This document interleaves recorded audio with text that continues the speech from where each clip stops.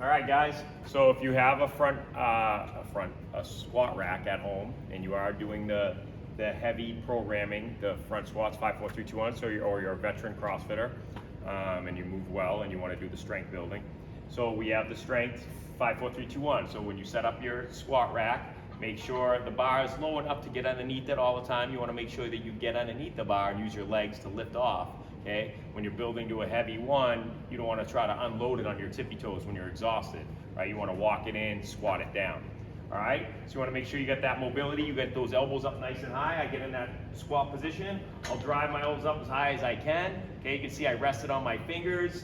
I set up with pushing with the legs, step back away from the rack, keep those elbows as high as I can, core engaged, hips go back slightly, pushing the knees out, getting that bottom of the squat, staying nice and tight, and then driving all the way back up. Okay, again, the hips go back, I drive the knees out, they track over the toes, stay in a good squat position. I don't get lazy in the hole around my spine or my back. Okay, I stay nice and strong and upright, drive out of the hole, I'll walk it all the way back in when I finish, squat it back down. Okay, that's the front squat with the rack.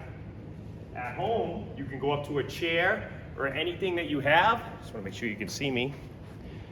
Okay, so if you have a chair and you haven't learned how to squat properly yet, one, I'd like to see you on Zoom so I can help you, right? You can kind of just sit back in the chair and then sit back up, okay? Maybe a chair that gets you to almost like parallel, I'm a little higher than parallel. Okay, when we talk about that, we want you to do a good squat below parallel, hips go back, and I drive my knees out, and I'm in a good squat position at the bottom.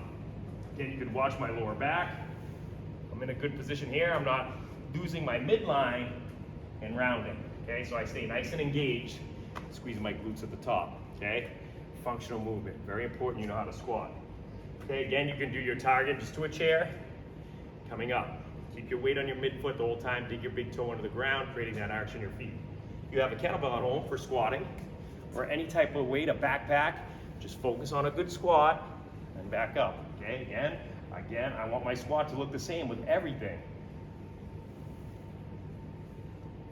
All right, so that'll be the squat. For the strength, do 5 sets of 5, building in weight.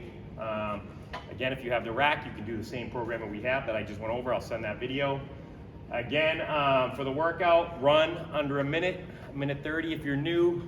Nice and easy, like a 200-meter run. If you measure your distance, that'll help me, and I'll help you with that too, if you're gonna be working out from home, okay?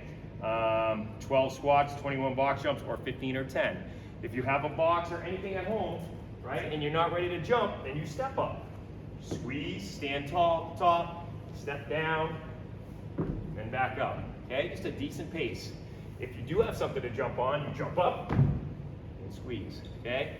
Find something, be creative, all right? And I'll help you going with your exercise regimen to keep you moving, all right? Get you stronger and fitter, all right?